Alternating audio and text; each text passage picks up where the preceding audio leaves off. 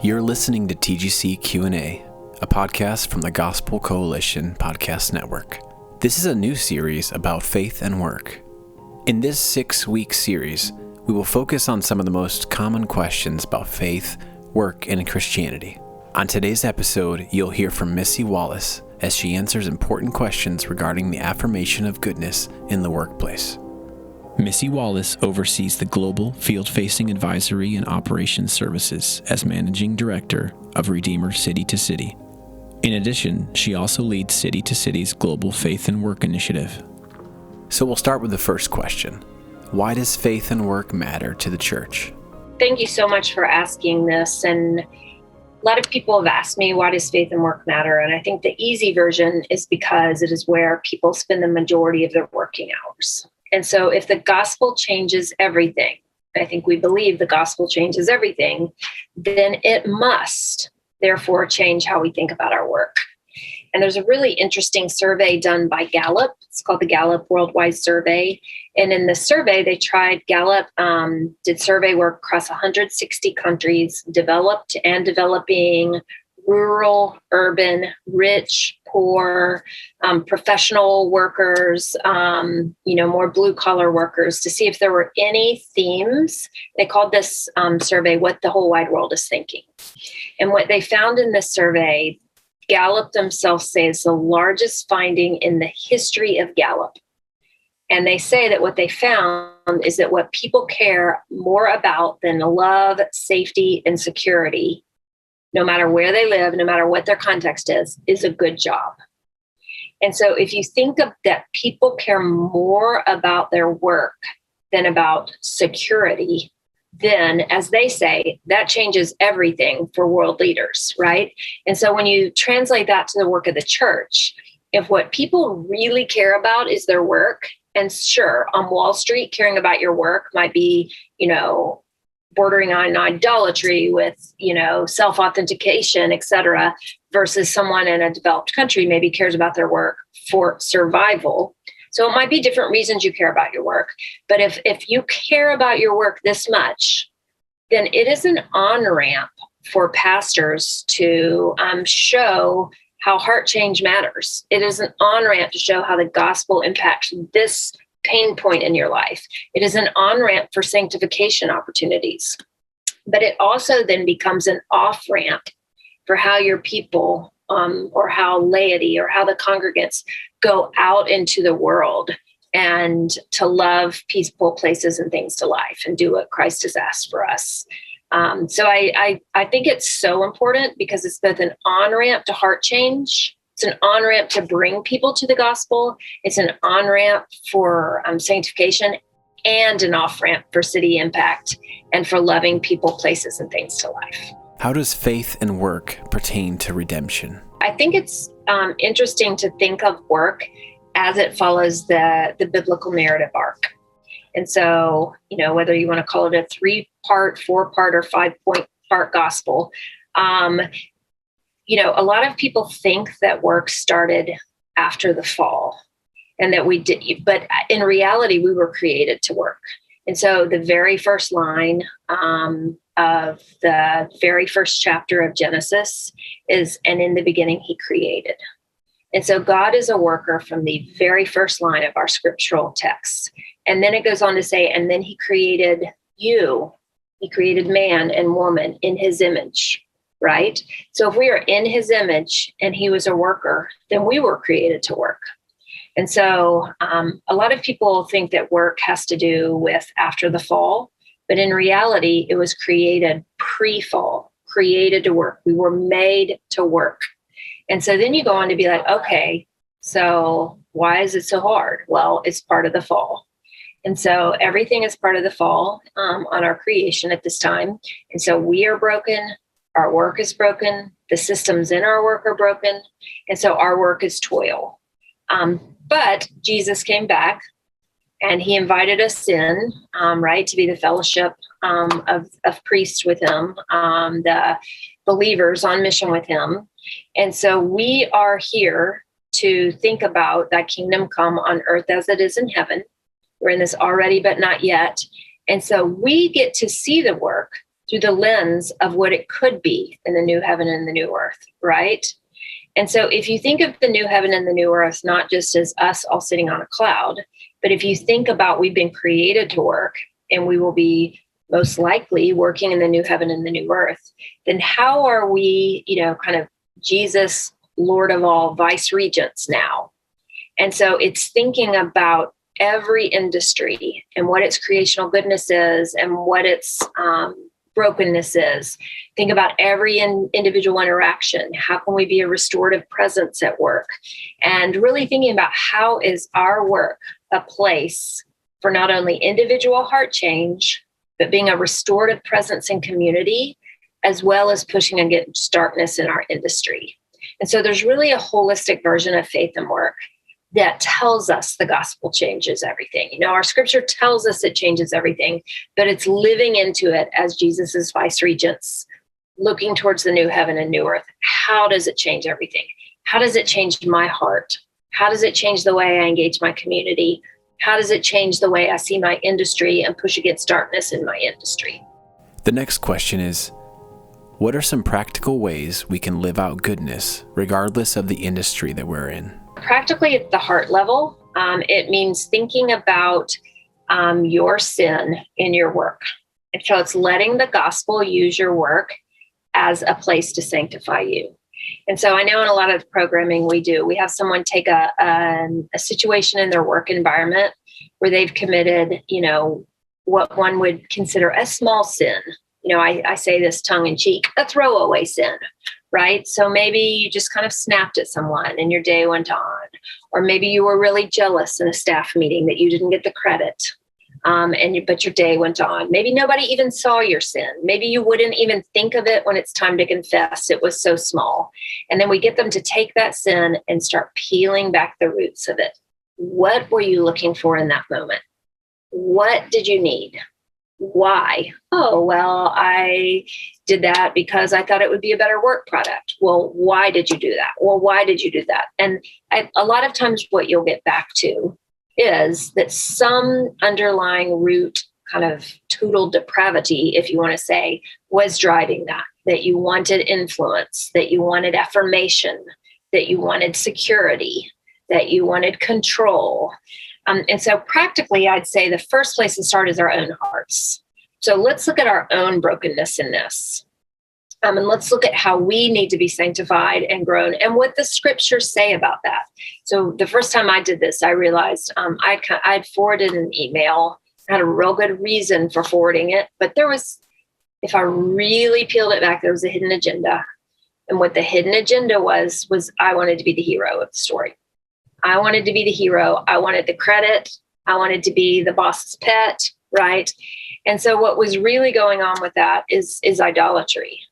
And so then, practically we can look at the scriptures and we can realize that we are wired to want to get affirmation because we want to please our Lord and Father. But when we twist it, it becomes idolatry, right? So that's kind of step one of practicality is let's always look at our own hearts first. Step two of practicality is how are we a restorative presence in our community? And so are we looking out for the underdog? How are we thinking about competitors? How are we thinking about suppliers? How are we looking for who is being hurt in our relationships at work? Are we acting transactionally? Or are we actually loving the people that God has put us right into community with for 8, 10, 12 hours a day? It's really interesting if you think about how do I love my competitors, especially when you're in the business world or church world too. How do I love the church on the other side of the street that I'm worried is getting some of my sheep, right? So how am I loving my competitors? How am I loving people in my supply chain? If you're in business and you're in a supply chain and you think about you're trying to maximize profits, that might mean you're trying to really extort some things out of your supply chain. How can you think about that differently? And then if you go to the world level, I really think of that more at in this context, at the industry level. Okay. So how do you think about your industry and why God might have created your industry? Why might your industry be good? And so here we get the ministry people, You guys know your industry is good, right? But you might be a little suspect about banking. Well, is banking good? Well, I would opine that most every, I can't say every, but most every industry has a creational goodness in it. And then most every industry has some darkness. So maybe we should talk about ways to find that creational goodness and push against that darkness. How do you affirm goodness in the darkness of the workplace? I'm 54 years old, and I think I was 43 before I understood that there wasn't an A team and a B team of workers for God. And by that, I mean, I thought there was an A team, that the ministry people were on the A team, and I wasn't near holy enough for that. The B team was the helping professions. So education, healthcare, C team, corporate, D team, like lawyers and venture capitalists and investment bankers, right? And I'd spent a lot of my career on the D team, and I had made a conscious decision to move to what I thought was the B team. Then a long circuitous story that we won't go into today that involved a sick child for 4 years and a bunch of theology books. I realized that I had totally misunderstood the hierarchy of work, and that really it's only an A team. It's only an A team. So if we believe that God created these various spheres in his world and that he asked us to go out and create flourishing, which is kind of a paraphrase of the cultural mandate when he said, go out, take dominion. He really is that, if you look at this in the various languages, he really is saying, I put my image in you. Now go out and create flourishing. Be fruitful and multiply doesn't just mean have children. It's like create this world, create flourishing, bring this world into flourishing. So then you have to believe that he has some sovereignty over banking emerging, insurance emerging, advertising emerging, professional sports emerging. So let's take banking, because I think banking is one that it's really easy to see how it extorts. It's really easy to see how it leaves behind, how maybe it gets associated with greed. So what is its creational goodness? So, okay, well, let's talk about things got real chaotic when you need to trade goats for pencils, right? And so if you start multiplying that and you start thinking, okay, how do we create an efficient model for redistribution of resources, right? Then you think, wow, well, God's a redistributor of resources, right? God is modeled redistribution of resources. And so if the creational goodness of banking is to redistribute resources from those who have a lot to those who don't have many, banking has a creational goodness. And if God shows order and fairness, banking has a creational goodness of redistributing resources in a fair and orderly way. Now, banking, and I worked in banking for a long time. Now, banking has some problems, right? Some people are left behind. They can't access the resources. Some would say some people are paid significantly in ways that encourage greed.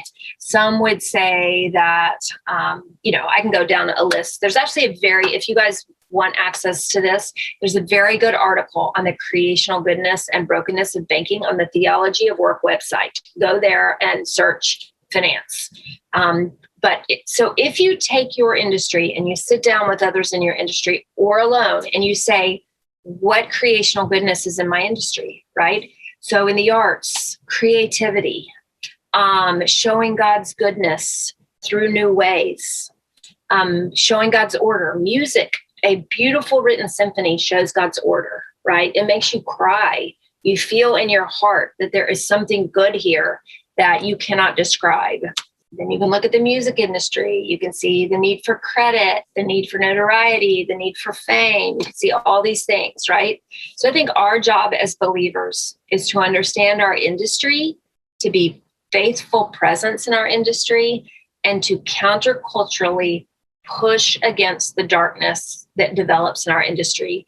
It's the fall. It's a broken system. It's like the healthcare. Anybody who has sat with anybody in a hospital in the last 6 years can know that every person in that hospital can act perfectly, but the system is broken. So the way that the three-player network is set up, where it's not the payer making that's the one receiving the healthcare. It's got some messed up incentives, right? And so anybody who works in healthcare, which happens to be my husband, can tell you that there are some systemic problems that exist, right? Push against them. Anyone that's been involved in kind of the racial equity movement in the last year, they can look at some of the broken systems that have held certain employees behind in corporate work compared to others. Let's push against that. Right? So that's what I mean by pushing against brokenness while still seeing, affirming, and loving the creational goodness of an industry. We can push against brokenness without throwing the baby and the bathwater out. How can we think about redemptive ways to do business? What if every single Christian worked in formal vocational ministry? Who is out there shining the light in the darkness?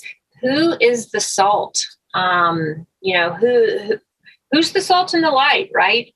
We must have Christians thinking about redemptive ways to do business, redemptive ways to do advertising, redemptive ways to do insurance, redemptive way to do the arts, right?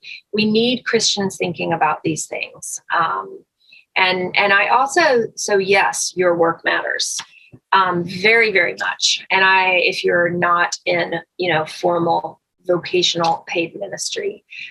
Another thing I think it does for people is it frees them. There's a theological term called common grace.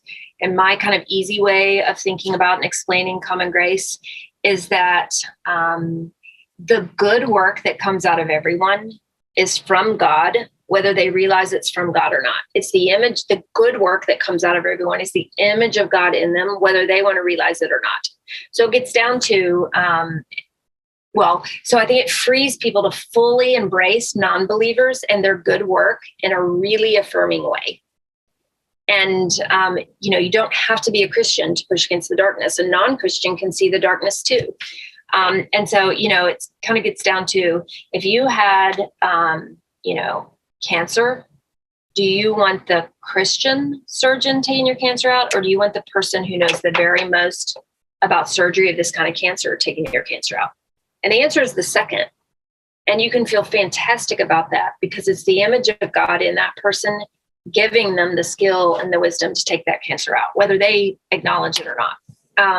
So I really like too that understanding faith and work theology gives you a freedom to affirm and love others' work, which then also may end up drawing them to the gospel. So I think it creates natural evangelism opportunities when they see you affirming creational goodness and pushing against darkness, even if you might not be using those theological terms. Thanks for listening to this episode of the Faith and Work series on TGC Q&A. For more gospel-centered resources within our network, go to tgc.org/podcasts.